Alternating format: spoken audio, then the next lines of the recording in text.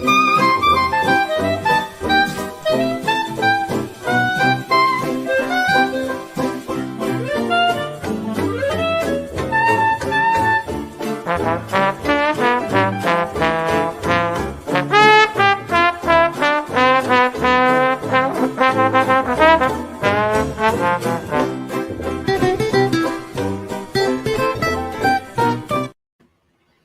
hello and welcome to the Around the Ballpark podcast. My name is Mike Redmond, and I'm alongside Darren Redmond for episode number 89 of the Around the Ballpark podcast. Tonight is a fun episode. Tonight we are no guests needed. We are here to talk about all the things that have happened in the past week and just kind of recap because there's a lot going on. Very exciting time to be a sports fan with 3 of the 4 major franchises really getting into their we have 2 finals going on, both competitive finals. Baseball is basically at its midway part almost, so it's an exciting time. Some football things starting to mid-season. Already, yeah, no, it's like that. Crazy. You know, for most most people with baseball, like with baseball people, it's the season's too long, 162 games. But doesn't that time from like November till March feels like an eternity? You know, compared to like football, it's like a 9-month off season, no big deal. But for baseball, it just feels like takes forever for that. I don't know. Yep. That's just me. So it's true. But so we're gonna have a lot of fun tonight, guys. We have so much to talk about. We're getting that much closer to 3,000 subscribers. Keep an eye out because we're gonna have that 3,000 subscriber party sooner than later. Just about 127 away from that mark. So we're gonna have so much fun. And Darren, what we're going to do, and shout out, let's just a quick shout out. We have 22 people watching us right now. That is love everything about that. Hey, everybody. So that's super cool. Saying thank you, guys. But what we're going to do, Darren, thank you for coming. You know the premise of the Royal Rumble, right? Even though it's not written. So what I thought we would do, maybe 5 guests and maybe 6 guests. I don't know. And they may not be on all at the same time. We'll kind of do it. But in the spirit, and this is credit to Eileen. She had this awesome idea.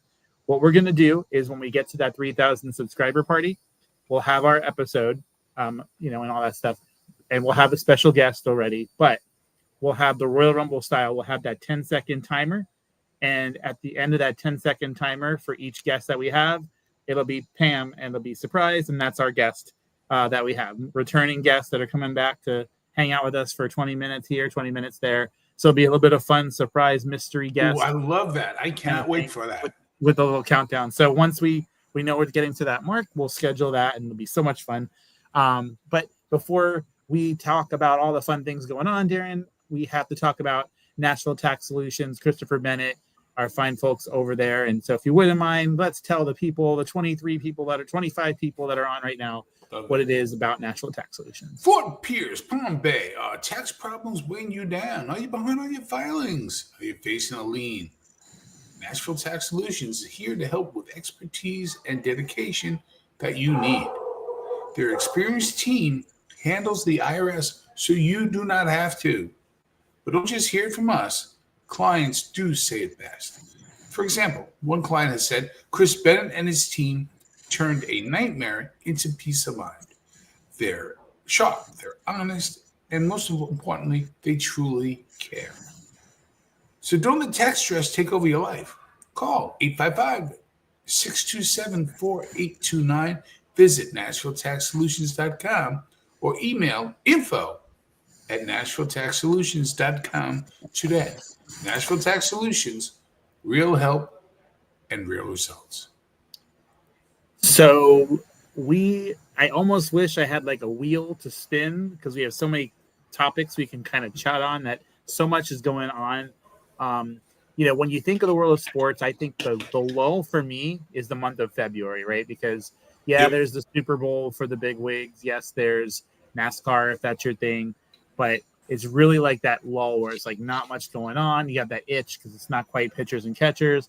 Right now is the complete opposite. Right now is where you want to be. You almost can't go on vacation because you're going to miss something, and so there's just so much to talk about.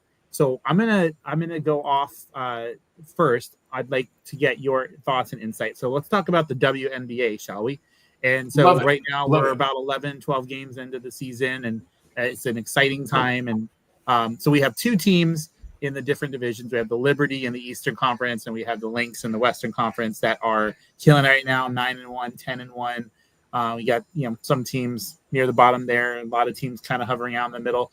So for those that may not know much about the WNBA, I'm definitely starting to watch a little bit more, a little bit here, a little bit there.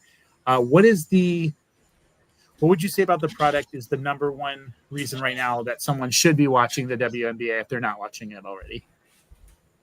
The reason you should be watching the WNBA is it's wonderful basketball to watch. Effective teams play team basketball. There's some chucklehead talking heads that will talk about this and that, this person against this person, and conspiracy theories and all the rest. And just ignore that. That's going on in the world, and that's just noise. But if you want to watch fun basketball, and when I say fun, competitive as heck, and you want to see some really good teams, there's some teams right now on the struggle bus. For example, Dallas. They're on the struggle bus right now. One win, and they've won the better players in the league. Paige Beckler's rookie on that team. But there's some wonderful teams and surprises. Atlanta surprising the heck out of a lot of people, including myself, playing very well. Hi, Eileen. And then D.C. Washington also playing very well. Connecticut lost their coach. They are struggling hardcore right now. But so to answer your question, because you can tell I'm more motivated by it, it's just competitive, really competitive basketball and a lot of fun. Yeah, that's what it is. I think the word competitive, a lot of times people think wins, losses is so important. And it is. Wins and losses are important. But I think here in 2025, especially even just in co-ed softball or rec softball or just in that level, I don't go home anymore like, oh, I wish we really would have won that game. I'm like, were we competitive? Did we have a chance? Were we respectable? Because a lot of times you go into a game, depending on who you're facing, and you're already defeated. Oh, we're playing the team from here. We're always lose to them. And I've had to change that mindset. And it's really just about, like, are you competitive? Did you give yourself the best chance you could? Lay it all out there. If it didn't have the result you wanted, it's not going to be in the Florida Today tomorrow. It's not going to be in the New York Times tomorrow. Chicago Tribune is not going to report on that you lost by 10 runs. But you're going to. And so I think that's what we're seeing with the WNBA is, there's some storylines here. Yeah, there's some exciting players there, but it's competitive, exciting games to watch. It's not just, we're not just watching for this person and that person anymore. Maybe the first couple of weeks when WNBA started their rise to the fame that they're seeing now, and they're selling, exponentially to what they were doing for years. And I love to see that it's not the tagline, the joke line anymore. It's considered very entertaining. No, I'll give you a great example before we move on. And the Valkyrie, the Golden State Valkyrie, brand new team. And I love organic rivalries, right? Derbies are called in Europe in soccer, football. So they beat the LA Sparks, who is a pretty darn good team. They beat them in overtime a couple of days ago. That's the competitiveness we're talking about. You just love to see it. I love the way you put it. It's a lot of fun. And you can get a season pass to watch every game. $30 for the whole season. It's crazy. And if you want to watch Indiana Fever, you can pretty much watch all their games. 48 of the 50 games or something like that are on either network television or Prime. So it's wonderful. And I love watching it. In fact, the other night, I do too. I love that name as well. The other night, the NBA Finals is on tonight. We'll talk about that in a minute. But I was watching WNBA because I just prefer that action. So it was just interesting. Yeah, no, it's interesting. And so I just hope that the WNBA continues and they get the, one thing we hear is put the respect on our name. And I think that people are starting to respect what it is they do and understanding that it's an exciting time, and more competition is best for everybody to have something that's entertaining. So, so one other thing that I saw that was cool, another headline. So in the National Hockey League, yes, we know we're going to talk about the Stanley Cup Finals in a minute, but did you happen to see that there's a group in Atlanta that formally requested an NHL expansion franchise? So that's exciting, a potential NHL team coming to the Atlanta area. Listen, they've tried it. I would love that to happen. Jim Craig, the All-Star, the goalie for the Olympic team in 1980, he went to the Atlanta Flames, and he played down there. And then they went to Calgary. Then the Thrashers were in Atlanta, and that didn't work out. And then they ended up, I forget, Winnipeg's one of the places up there. And then Winnipeg moved, and then there was another Winnipeg.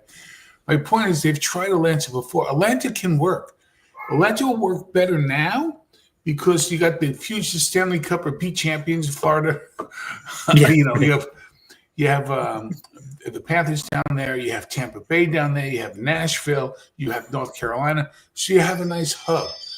Back then, Atlanta was a standalone, So that's right. The Thrashers, Mike, you're right. And then they moved and became the first Winnipeg Jets, I think, or they became one of those teams. And then before that were the Flames, the Atlanta Flames, and then they moved to Calgary and became the Calgary Flames, playing the Saddle Dome.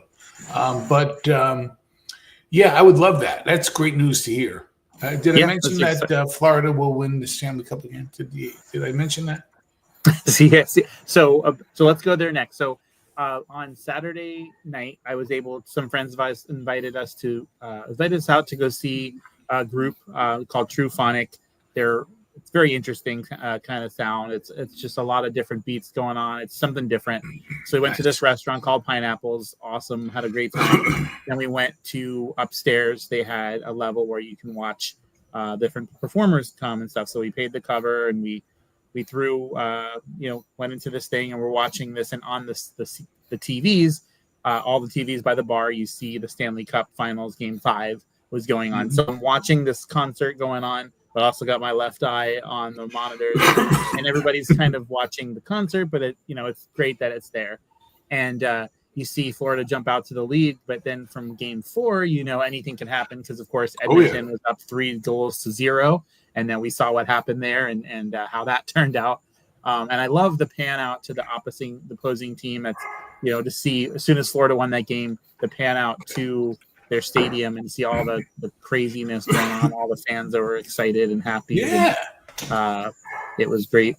And, that is exciting. I mentioned Aiden threw me for a loop. He said he wants to start watching hockey.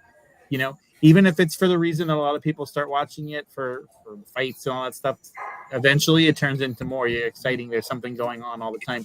I truly believe, by the way, it's the toughest championship to win, bar none, because they play almost every night. And it's physical and it's tough. Yeah. The hardest championship to win is the Stanley Cup. The toughest thing to do in sports is to hit a fastball. I think those are 100%. No, I agree with both of that. Yeah. 100%. Without question. Yeah. And Eileen mentioned, so the sound that we would describe Truephonic, it's best described as groovy alternative grunge, I would say. It was interesting to say the least. We were probably the youngest ones there, but the older crowd was like, they weren't sitting still like I was. They were loving it. They were so many groovy moves, I guess they would say. So Mike said, I will say Edmonton has a great fan experience for those outside the arena. Oh, yeah. Florida does not. Agreed. And this, it's 3-2 right now. So still a lot of hockey left to be played here. Because Game 7, of course, goes back to Edmonton, correct? So, yep. Close it out now. Obviously, yeah. So tomorrow night, huge game. Mike and I were talking offline about how what I do like, because Edmonton and Florida couldn't be any farther apart, right? So I like the fact that they get that 2-game break every once in a while in the series, because think about that commute. I mean, my goodness, like I drive 3 hours to Jacksonville. I need a day recovery. That's 3 hours, let alone what they're doing. So I might have shared this once before, back in the day, I think it was 81, 82. Where it used to be the true 16 teams made the playoffs in the NHL. First round was best 2 out of 3, and one would play 16, that kind of thing. And it didn't matter what conference or where you're from. So the Rangers had a 3-game series against LA. First game in New York, one day off to fly to LA, next day back in New York, that kind of thing. Ridiculous. Way too much travel. Both teams were gassed by the time they made the next round. Oh, yeah, right. Because back then they flew coach. Oh, yeah. Flew coach, yeah. So All right. now, do you? I think I talked about this before offline too, but like the format, I get it, but the whole 2-2-1-1-1 opposed to 2-3-2 may Yep. not seem like much, but it's a big decision Huge. there to make that. And Now, do you agree with the fact that a lot of people feel that the team, if you got that 2-3-2, the team with the three actually has the advantage because you split at home. That if you split on the road, you got the next three at home. yeah, so it definitely I agree with that because yeah, exactly. You win one of the two, then all of a sudden you just got to win 3 in a row at home, and even if you don't, you still just have to win one more if you win 2 of the Yep. 3. So yeah, and we just cracked 51 viewers right now, guys. Thank you so much. Love that. Um, Hey, we're welcome. having a great time, Remember, and so this is we're where you really want to be. appreciative. We love talking about everything. That's what we're Mhm. going to do tonight. And so, of course, let's go there. The NBA and their finals right now, exciting basketball. The Oklahoma City Thunder is doing their thing. And of course, and the Indiana Pacers, this is a 4-1 series, correct, in terms of 4th seed, 1 seed. Yep. So exciting there. Indiana's played some great basketball. So what's your takeaway from this series in terms of where it's at, what you expected to see? There's some superstars there, of course, but have you been, is it what you thought it would be, or has it kind of exceeded Well, that? here's the thing: it's about time, and a lot of people have already jumped on the bandwagon. But Indiana, they were underdogs against Cleveland, the underdog against the Knicks, underdogs now against Oklahoma, and they are just playing really tough. So it's exciting basketball. Um, I still think Oklahoma will win, but this is a good series that unfortunately not too many people are watching because they don't have a huge fan base. Right. No, yep. They do not. And so, but a lot of times we look at the success of, and whether it's fair, whether it's warranted or not, we look at the success of a series before a single game is played on who is facing who. And Yep. is Indiana versus Oklahoma City the attractive pick? No, it's not. So sometimes, so when you have a series that's been as evenly matched up as this one is, it's like, okay, you know what? Like, let's not judge a book by its cover. Let's not look at it as a paper series. Let's see what happens. And so even though the NBA is not my forte in terms of the major sports, it's the least of, I can appreciate good basketball, and we're getting that right now. And so we shouldn't have to always just look at it and go, okay, this team's not in there. They're not this team. That's okay. They're not Boston. They're not New York. That's okay. It's good. It's great. I'm enjoying the series, and Me too. I think it'll go 7. I really do. So who's winning? I'm going to say Oklahoma City is winning. Me too. But I'll say in 7. Yeah. I think they'll, wouldn't be surprised. I could see Game 7 just a big win by Oklahoma. I'm not saying it's going to be a close. I could see Oklahoma getting to Game 7 and them kind of having that, like, putting their foot on the gas and getting a big, like, 20 to 21 point win in that environment, I would say. Sign me up for that. I agree. Yeah. So this weekend, we all know that every team in every sport and everywhere is going to go through a lull. They're going to go through hiccups. And we were humbled this weekend as New York Mets fans as we got swept by the Tampa Bay Rays. And so going into that series, okay, wins and losses again, folks. If you're judging pitchers by wins and losses in 2025, get with the times because there's so many other factors that, and I'm looking, and maybe I know a little bit more because I've watched a lot of Tampa Bay games. But when I saw Taj Bradley, Drew Rasmussen, and Shane Baz, I knew the Mets had their work cut out for them. If you're looking at what's unique about the Rays and the Mets, I'm going to make a comparison here, okay? With the Rays, those are their best 3 pitchers. They are their 3 through 5 pitchers, okay? In their rotation order, that's their 3 through 5. The Mets are similar as well. You have, in my opinion, I know, Tyler McGill had a decent start for the Mets, as did the Mets ace, who they signed from a reliever, and now he's turned starter. But in my opinion, the Mets' best 3 starters are, when they're healthy, of course, is Griffin Canning, David Peterson, and Cody Senga. Now, unfortunately, for the Mets, They have, Griffin Canning's not what he was the first couple weeks of the season. He's had some back down to earth kind of starts here lately. So going into this series, I knew it was going to be a stretch because I knew how good Tampa Bay's pitching was.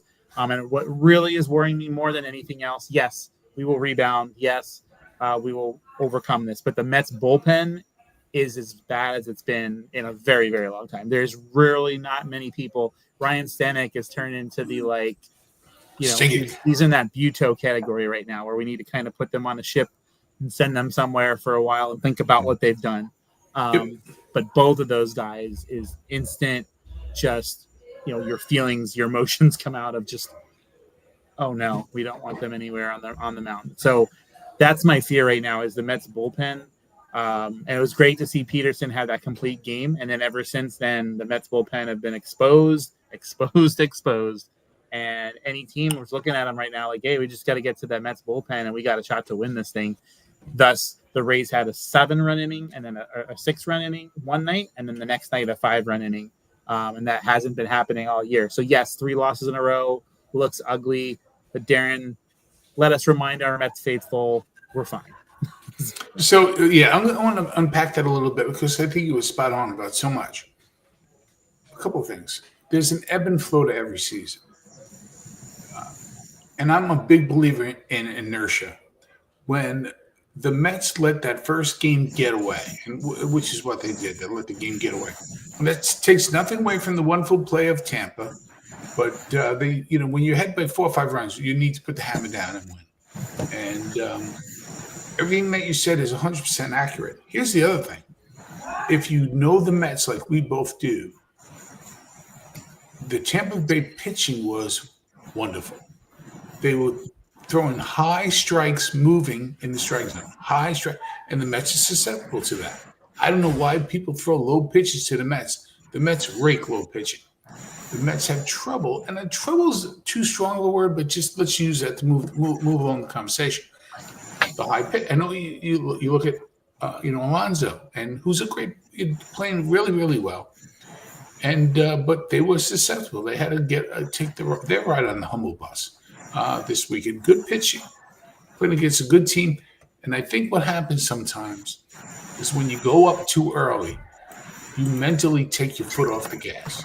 And then all of a sudden, because Tampa's like, no, we're still in this thing, that happened, and it affected the whole weekend.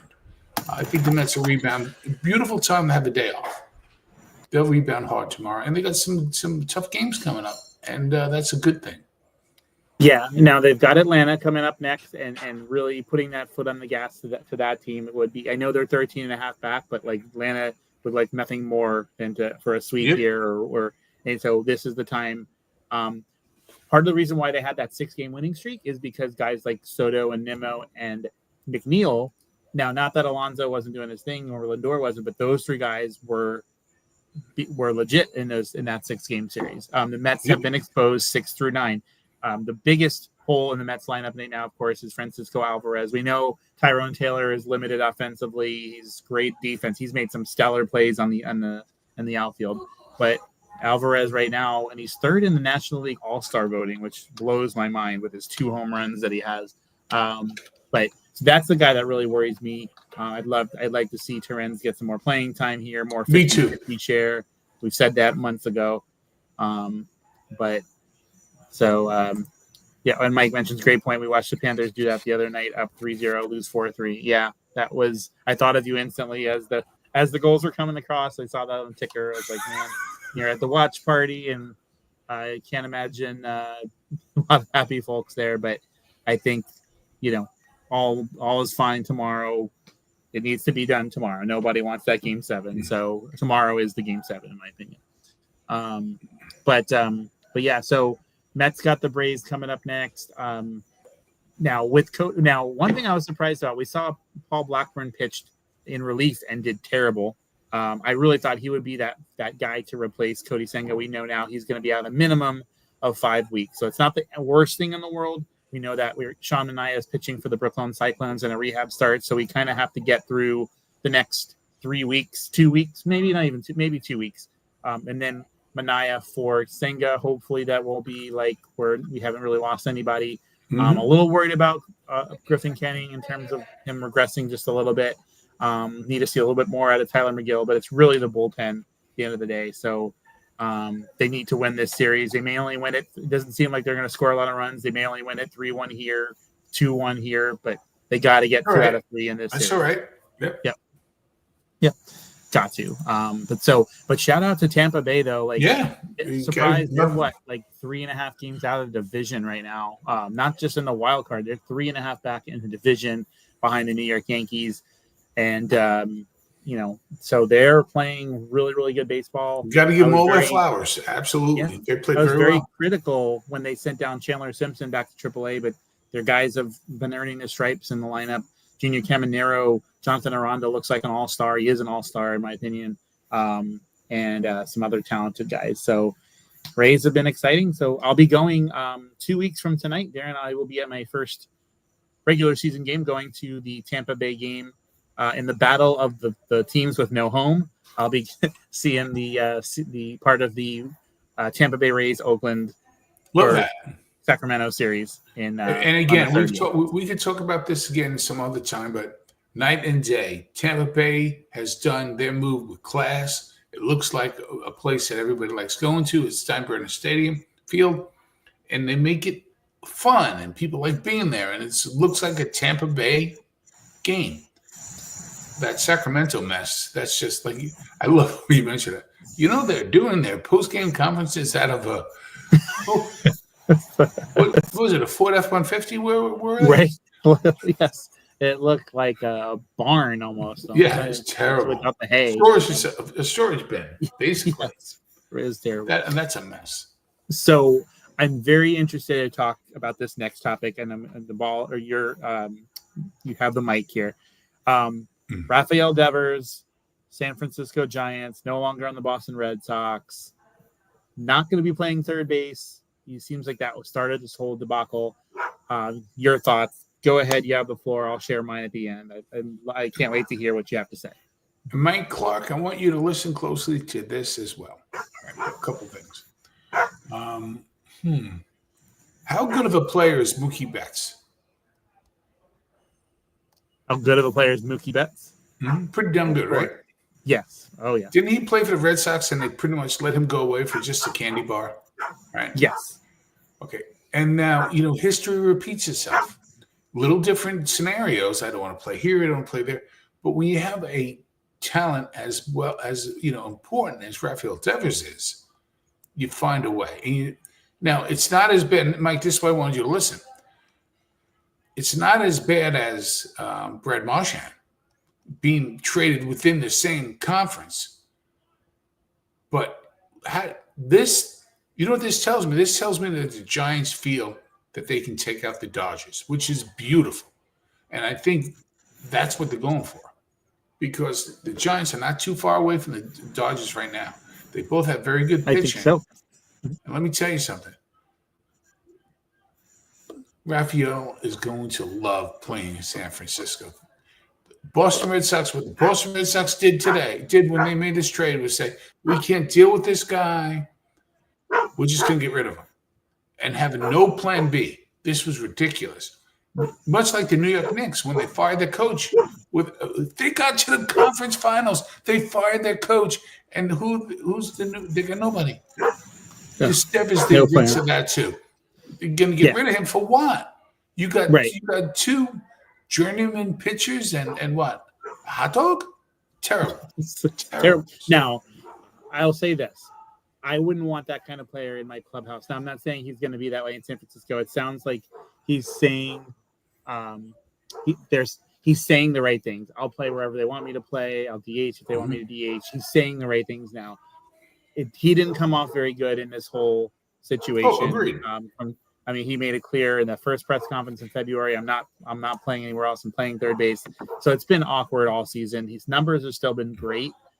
So up until this move yesterday, I can see why the Red Sox did it. I wouldn't want this guy on my team. I don't care if it does take away a lot of our production. But with that said, just like you mentioned, they didn't have a plan B. Like, was it needed to be done this quickly? We have until the end of July for the trade deadline. Yeah, they could have gotten right. Like, they could have gotten Like there's teams that are not going to be in it that have some talented players on their rosters that they could have gotten them, someone back. And so now you're sitting there, talk about a great infield. I mean, so you're going to have Chapman at third once he's back off the IL. Of course, you have a great shortstop in Adames, and now you're adding this guy to the lineup. You have Wilmer Flores in the lineup. That's, it's kind of good for that NL West division to see the Dodgers, so it's great. Listen, I will cut you off, but just to add to what you're saying, we both agree that the Mets are pretty good. And now you got the Dodgers, you got the Padres, you got the Giants. I love that. Yeah. And so somebody needs to make the blockbuster move to take out the Dodgers. Let the loyal fans be pissed. But major move could create the right momentum. So, and I still think that the Red Sox will be okay. Like, I know they swept the Yankees, and it's kind of funny because the day before they traded Devers, like they posted their lineup and Devers' face is on it. I think it was the same day and then they let him go. So I think they're going to be okay. I don't think they're going to make a wild card or anything like that, but I think, I think they're going to have, they'll be okay. They're not going to be falling down into the gutter of the division or anything like that, but this is a big move, and who they got back, like Darren said, is something you can get at the concession stand. Like, let's be honest, yes, it's 4 names, but they could have paused just a little bit and gotten back some much better value there. So as you know, I live in the state of Massachusetts, and so already you're hearing. First of all, you're hearing like people are really upset about this, and everything you said is 100% accurate. Wait, you could have waited and you made a better deal. Why you do it now? Yeah, right. You getting in Boston already. A lot of I can't wait for 2 days. The Patriots going to win 10 games already. Yeah. Now, what's interesting here is, because Boston still has a winning record. They're still 1 game over 500, so they're still very much could be players, but they have a tough series going to Seattle, who's kind of come back down to earth a little bit. But another trade that happened, not as significant, not as big, but a guy that we've talked about, not just on the show, but in person before, is Aaron Savelli said, I don't want to be here anymore. And what's the expression? Watch what you, or be careful what you ask for, because they sent him to the Chicago White Sox. And what happens, his first start, doesn't pitch bad, but has 3 pitches and 1 at that all went the wrong way. And the manager lost his ever-loving mind and gets ejected from the game. And then I think he realized, like, oh, crap, I'm in Chicago on the south side with the White Sox. So he's putting on yet another jersey. I think this is his 6th team already. So, we have a close, I don't, but a member of our family does with him. And we were talking about him yesterday when I was at the ball game. We could, talk about that. But, that was quick. He made those comments, and then he was gone the next day. Gone. He went to the White Sox. Goodbye. So go ahead, talk about you said the game yesterday. What? No, yeah. So I have a family member who lives next door to him, here on the Cape, and so we were talking about him and that. But just real quick, we went. Yesterday was the home opener for the two Kettlers of the Cape Cod League, and people, I'm being serious. When we plan these trips to go to different fields, the fields aren't that great. But you are seeing $1 million players play in this Cape Cod League. This is the best of the best in colleges. Statistically, almost half of them that you're going to see are going to be in the pros. I mean, they're that good. And it's amazing because Eileen and Mike get to pack a lunch, bring their own lunch, bring a lawn chair, or sit in the bleachers for free and watch these teams play. It's amazing. It is. I would love to attend a Cape Cod League game at some point. That's definitely on the list. When is, because their season, how does that fall in terms of? It just started. So basically, it emulates a short summer season. So it's over by mid-August. It's so much Okay. like you have when the Mets team Brooklyn first came out. It was a short summer team. That's what it is. So it ends. It's done by mid to late August. Just started 2 nights ago, and Okay. they play every day but Wednesday. So Gotcha.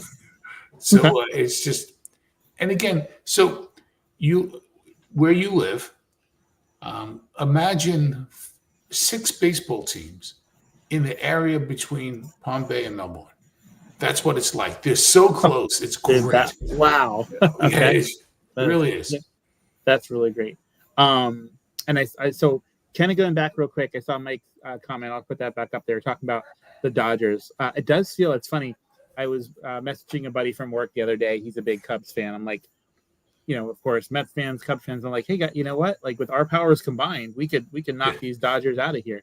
And so I bring that up because the Dodgers tomorrow will be having Shohei Ohtani pitch a game. He is surprised he can do that too. Don't know what kind of pitch count we're going to see, anything like that. But the fact that he's getting on the mound, I know they had so many going into this season, like their rotation looks stacked. But of course, you knew there were going to be injury after injury after injury. But him getting on the mound now, for him to be built up to legitimately be a playoff game pitcher, throwing 80, 90 pitchers, like we'll see if that's going to happen. But what are your thoughts on that? Like, it almost seems unfair at this point that they get to put him out there, and then But what are your thoughts? Well, I'm throwing no shade at Ohtani, who's a wonderful player and generational talent. He's going to pitch 1 inning. He's going to pitch 2 innings. Maybe at least that's what Dave Roberts says. And so we'll see by playoff time. I'll tell you one thing about him. He is a competitor. He doesn't like to lose. He likes to be the best at everything in the best way possible and still be a good teammate. Yeah, but we knew this. This is what they paid handsomely for this guy. But I don't think he's going to come back from this and be as effective of a pitcher as he was. I think, for lack of a better term, he was a stud 1. I think he'll be a 3 now. A 3. Okay. Yeah. Yeah, I can see that. And there's really no need to put him higher than that. But no, I agree. One thing we did not talk about, it's not so much recent this week, but we didn't mention it, so I want to make sure that we do, is your thoughts on, this is the only football we'll talk about today because it's still only early June or mid-June, but thoughts on Aaron Rodgers, Pittsburgh Steelers, that whole. Isn't it serendipity that they open up against the Jets? That's what I'm saying. And the quarterback that was kicked out of Pittsburgh will be starting for the Jets. And Aaron Rodgers will be starting for Pittsburgh. I think it's awesome. That's awesome. Yeah. I just love everything about that. I mean, that is much-watched television because now is that a Sunday afternoon game? Do you know, or is it a? I don't know yet. I don't know. Okay. I don't know yet. But that is much-watched television. In fact, yeah. I think maybe a little around the ballpark live viewing party might be in order. I will agree to that. I will not oppose. That's going to be very exciting. Well, as long as it's not on a Sunday afternoon early, it's got to be. It's better for us at night. Yes, I agree. I agree, and I know some people prefer listening in on the morning, whatever, but evening's definitely better for us.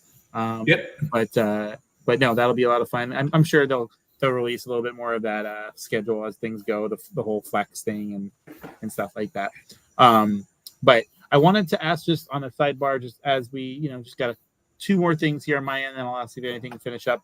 I mentioned the word NASCAR earlier, but did you watch anything in regards to, or any highlights of the NASCAR Cup race at Mexico City at all? I did not. I did not. I was hoping maybe you did. I did not. There's so much going on. I just couldn't get a chance to get to it all. Didn't, but there's exactly. There's so much going on that kind of like slipped through the cracks. Mexico City right now, in the wrestling realm, has been the talk of the town, with WWE purchasing the rights to AAA, and so they're showcasing their talent. AEW is showcasing a lot of the Mexican talent right now. They just had some other big sporting events. But right now, Mexico City. So I did miss. I saw a couple clips here and there, but did not get to. But it was Shane Van Gisbergen is the winner of the NASCAR Cup race at Mexico City. So there you go. But there were some travel snags. I didn't really get to read into that, but apparently something went off with that. So just throwing that out there. But that's good. That's good. We cover everything here. We're around the ballpark, kids. We do, and we're gonna have in just about a week and a half, 2 weeks time, someone from the PBA Tour as a guest on our show as well. I love that. That's going to be a lot of fun. When it comes to bowling, it's the only sport. Like, I find it funny. Like, okay, if you're playing a baseball game and you get up to the plate and let's just say you're a home run hitter and you hit a triple or a double off the wall. Like, there's no frustration in that. Like, it's an exciting time. Like, yes, I didn't get my 70th home run, but I got a double off the wall. I stole a base. Right. Bowling is the only sport where if you don't get a strike every time and you're on the PBA Tour, the look in their eye, like the anger, like even the local thing, like you get a 9 or whatever, you pick up the split, it's like, or you pick up a spare, it's like, I didn't get the strike. Like, I always found that funny. Like, it's strike or bust to a lot of people. It's true. It is like almost the ultimate. I mean, they try to have team bowling, but it's really the ultimate. You're by yourself because if I get a double, I'm doing the team a favor, and it's not doing a favor. I'm doing my job rather. It's a better way to put it. So I feel like sense of accomplishment. When you're bowling by yourself, you're like by yourself. Even if you're on a team, you're like, oh, I need it. And what's funny too, I always joke, but like once you start hitting the what is it called?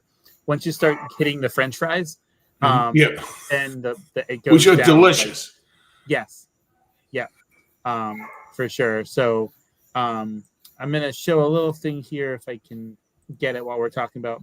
But when's the last time that you went out for bowling? Like, can you even remember the last time that it's been? Well, I was a special education. I was a Special Olympic coach last year for the people that we serve. And this year I took them out. It wasn't Special Olympics, but during bowling season, it was just a team. We would take them out every Saturday, and it's wonderful. So I haven't thrown I shouldn't say I haven't. I maybe threw one or two, but I haven't bowled in a while. My daughter and my family do, and they love it. It's really, it's packed. It's packed. Yeah.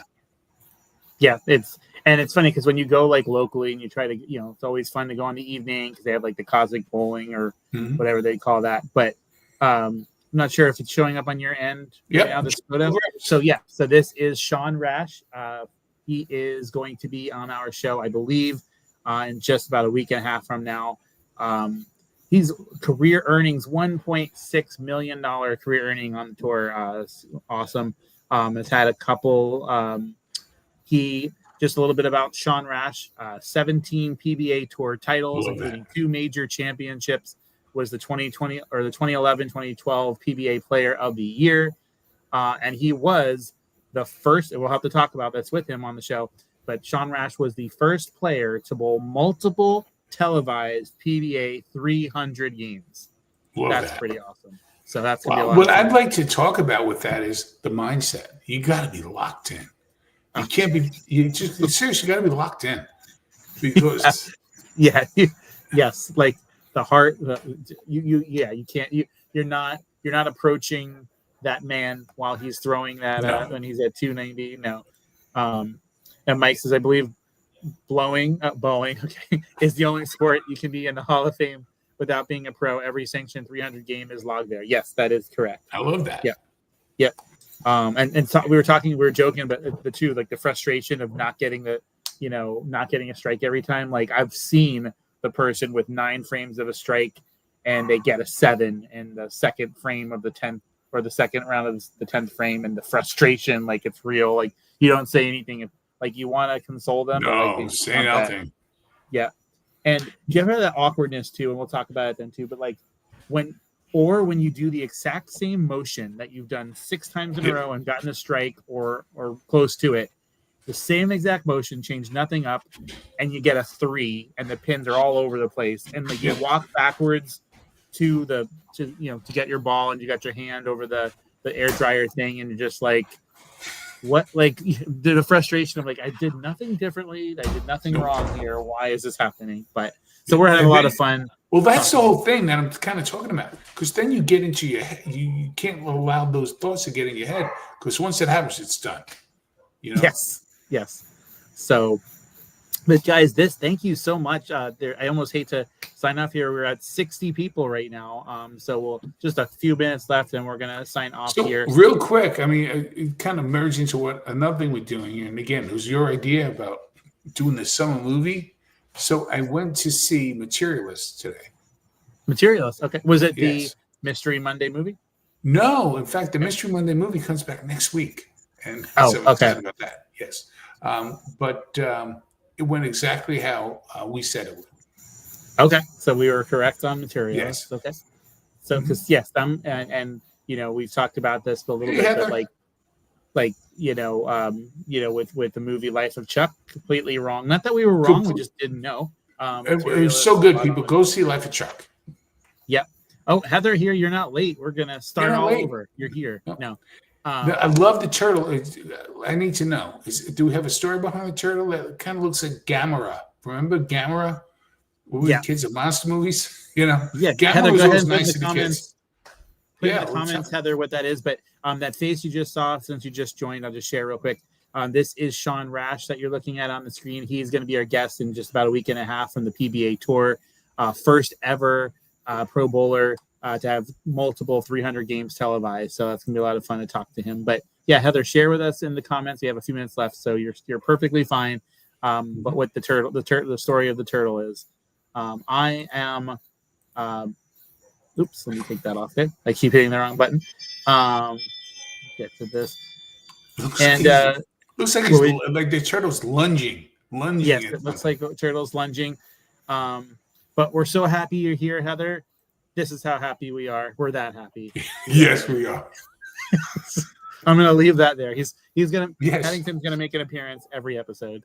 You know what? We have to do that. It has to be our extra. Yes.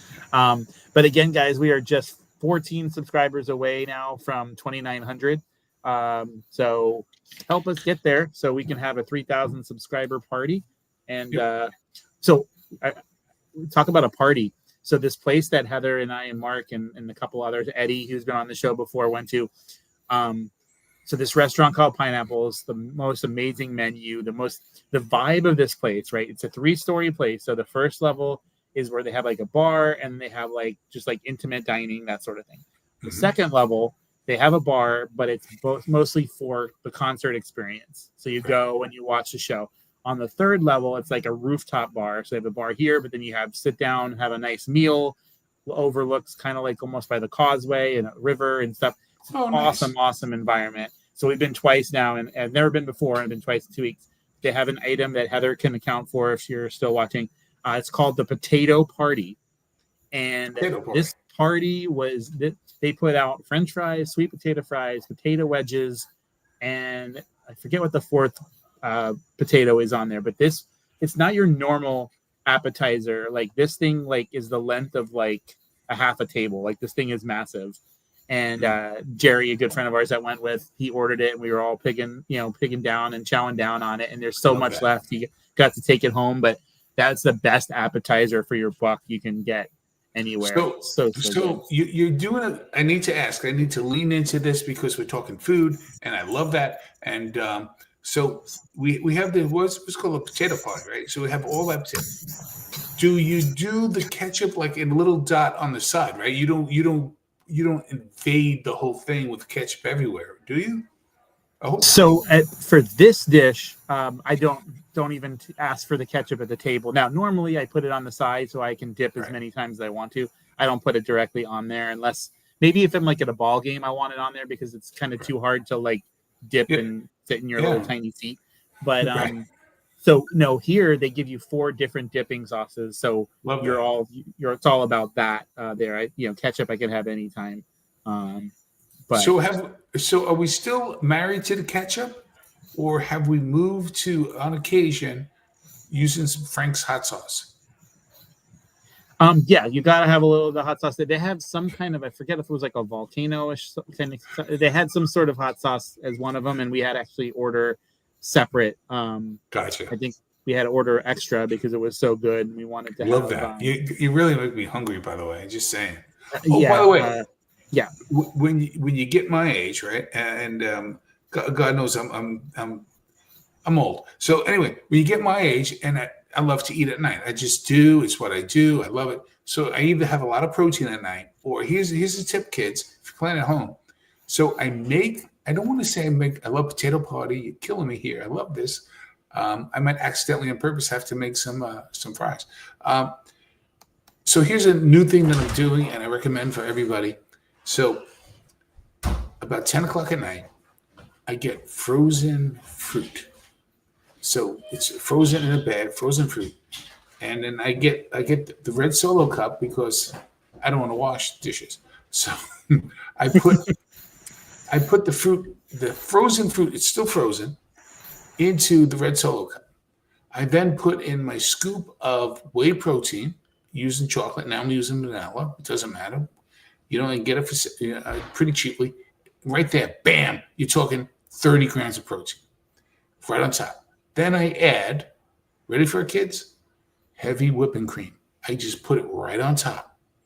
Okay. It's still good. It's good. And then you let it sit for like 5 minutes. And it's hard and it's like ice cream. It's the greatest thing in the world. And it costs nickels on the dollar. It is amazing. So by you putting that extra stuff on there, like it kind of makes up for like maybe what you're not getting to have because you're basically getting, it spruces it up a little bit. Because yes, and it fits my oral fixation, my hand to the mouth kind of thing. So I'm not just, going at things or whatever. What's close, potato chips or whatever. It is healthy. It is good. And I got to tell you, I was apprehensive to try it. Now I'm hooked. Now you're hooked. That's simple. So I still had to have my movie popcorn today. You can't go to the movies without eating movie popcorn. How to do it. So I tried, I think I shared when we went and saw Mission Impossible. I got through about 30 minutes in, and I was like, I've got to have this popcorn, and so you have to. But yeah, definitely check that out. We will be live. We actually released today. I Know What You Did Last Summer was released this morning. So we'll have another movie for you tomorrow on our summer movie series. Just check out the channel for that. More content coming your way. Tomorrow night, I'll be live again. Darren will be out on assignment. We have him out on assignment, aka work. So we'll be live with a special guest host that we've had on before. So he'll be with me tomorrow night. We'll be actually having a podcast. We're talking about all things Milwaukee Brewers. We haven't done a Brewers episode yet, so it'll be a lot of fun. We're going to talk some fantasy sports as well. So that'll be a good time. Check us out Tuesday night. And then our other time, Thursday, we'll be live as well with the Presidential Tourist. So this is a guy who I met at the Fear Each Screen Park last September when Eileen and I went, and he's a blogger. And so we're going to talk to him about all things, places that we might not have gone to. He does a lot of touring and just checks out some local hot spots. And so that'll be so much fun. We'll have some food related questions, I'm sure, with him. He's doing really, really good things on his channel. A lot of growth there as well. So a great week for the podcast. Going to have a lot of fun. So thank you all again. I feel bad signing off. We're at 62 people watching right now. I just want one last question then, right? Because we've got 62 people. And hey, in the comment section, all of you. So look at the background that we have, right? We have a wall, right? So we know from the album, The Wall by Pink Floyd, We Don't Need No Education, right? That song, right? We all know that song, right? Do you think they purposely phrased that way, that we don't need no education? Because a double negative is a positive. So what they were actually telling kids, you need an education. Do you think it was that planned out, or you think that was just serendipitous? I think I'm going to let Eileen comment here because I think this would be right in her wheelhouse. Yeah. If she doesn't, I will. If she's still watching across the house. But I think you're onto something. I do. Yeah. And we don't need no education. That's double negative. Means we Nope. need education. Yep. Nope. You're right. All right. Sorry. We are, although we do have to cut this short here or cut this out. Thank you guys so much. Please, if you're able to join us tomorrow night, we'll be here with so much great content coming your way. So many great things. You just want to say thank you, Christopher Bennett and team, for all that you do. And until next time, guys, we will see you around the ballpark. Bye, guys.